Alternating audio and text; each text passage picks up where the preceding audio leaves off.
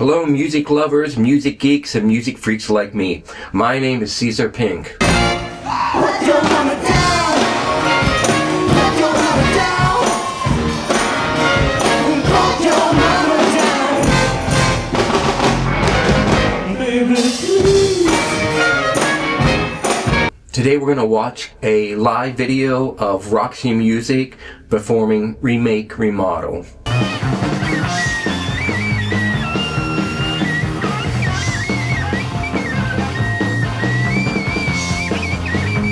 But before we get started, please like and subscribe. Your support is very helpful. All the proceeds from this channel are donated to the Arete Living Arts Foundation, a arts nonprofit that creates and promotes art that would not normally be funded by the corporate side of art. And if you want to do more, you can join our Patreon page or make a donation via PayPal. Everything is in the description below. Now, Roxy Music, for those that don't know, they're a band that's hard to categorize. They came out in '73, which I believe is when this video is from. And they didn't quite fit into prog rock, although there were elements of that. You know, they were a little bit glam, a little bit retro, a little bit of a precursor before punk and new wave.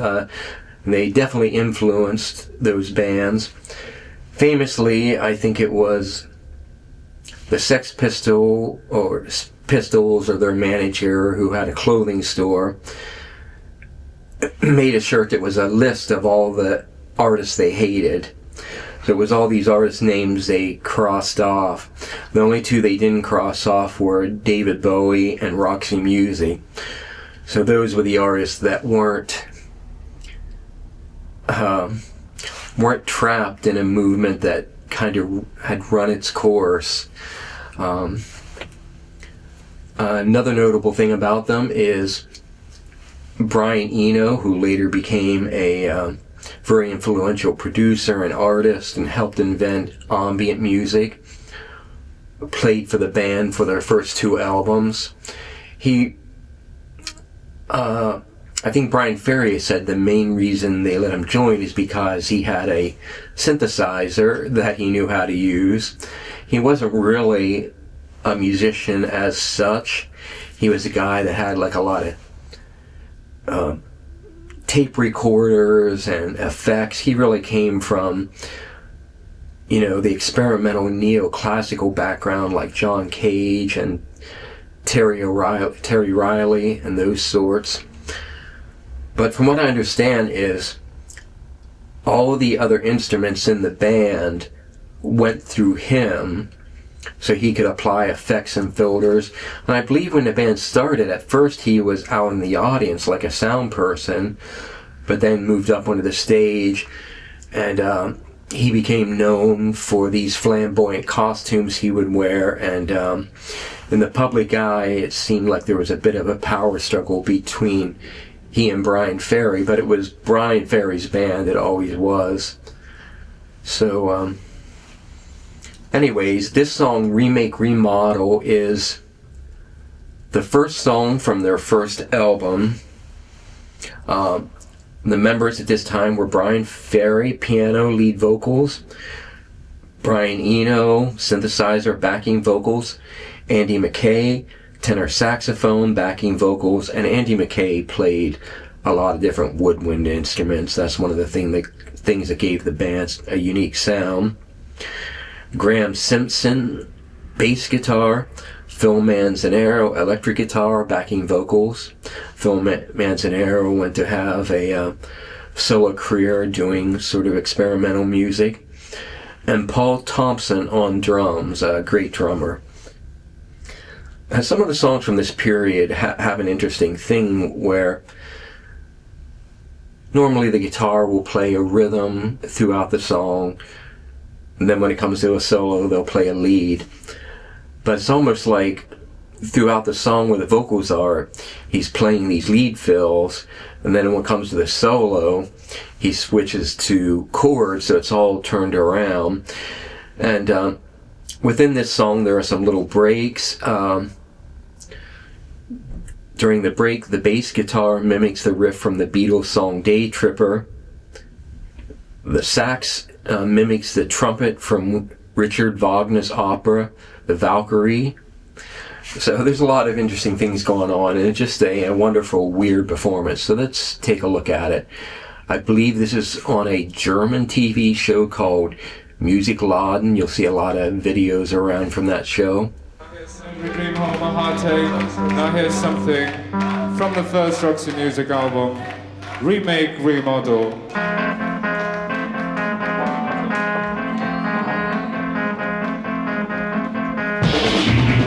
I tried, but I could not find a way. Looking back, all I did was look away. Next time is the best time, we all know. But if there is no next time, we're to go. She's the sweetest queen I ever seen. See, here she comes, see what I mean. I could talk myself to death, but I believe I would only waste my breath. Ooh, show me.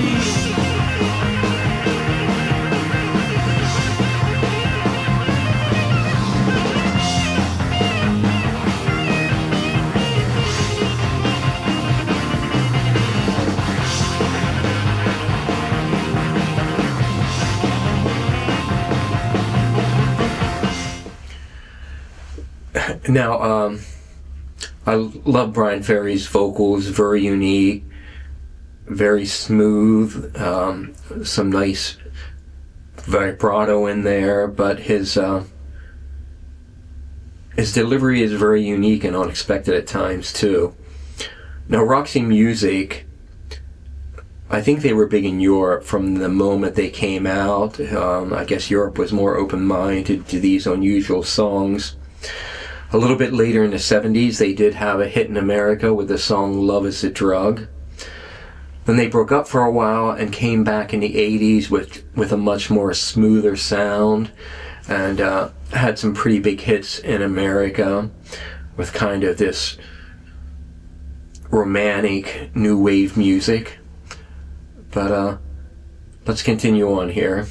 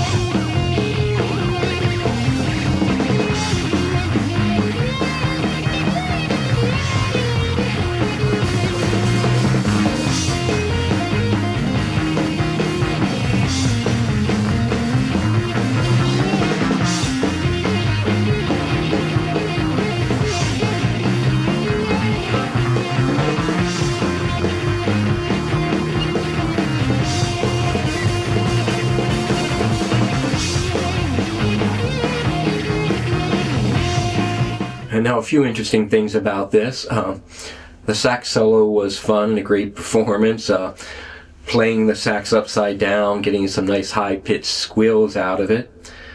Now, despite what I said about Phil Manzanero, the guitar player, he actually did play sort of a traditional guitar solo in this song. And You see Eno back there pounding the synthesizer with feathers coming out of his shoulders, and it sounds like he's making these electronic sounds that are screeching around in the background. But it's a very kind of free-flowing jam they're doing here.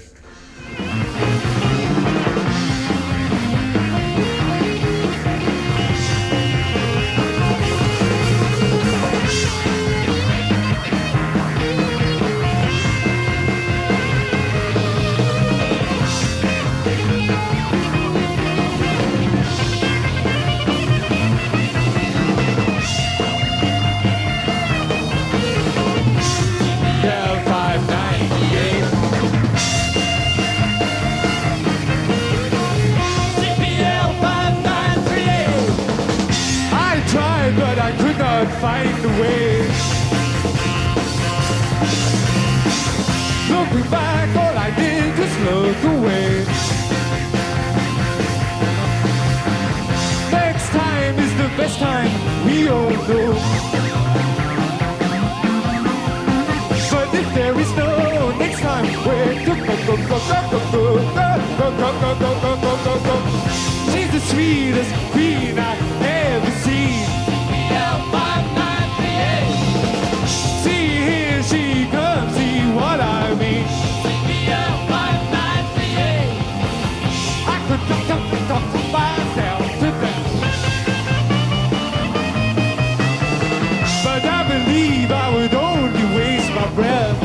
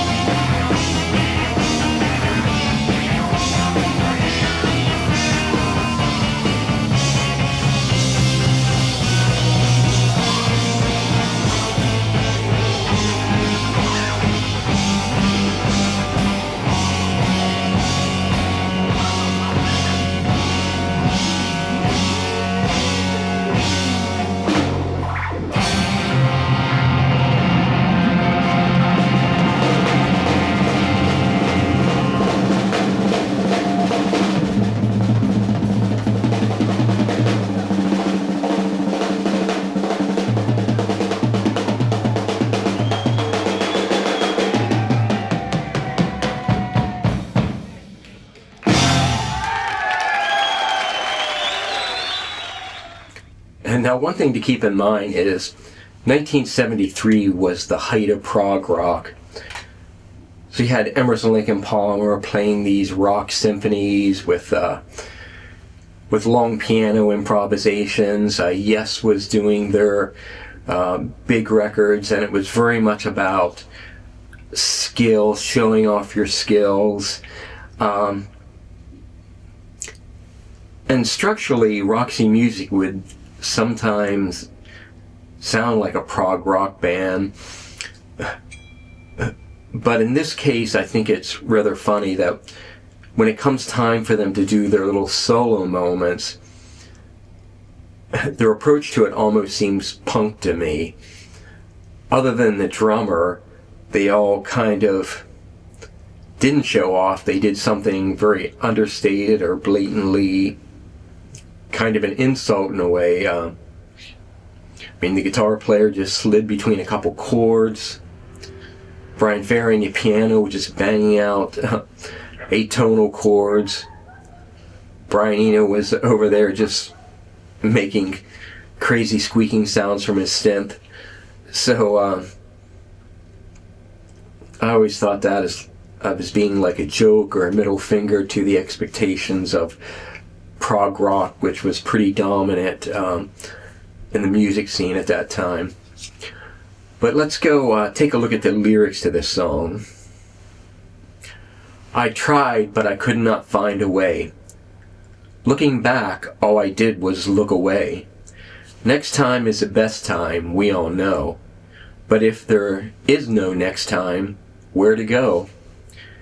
She's the sweetest queen I ever seen. And the backing vocals say, CPL593H. Here I come. See, here she comes. See what I mean.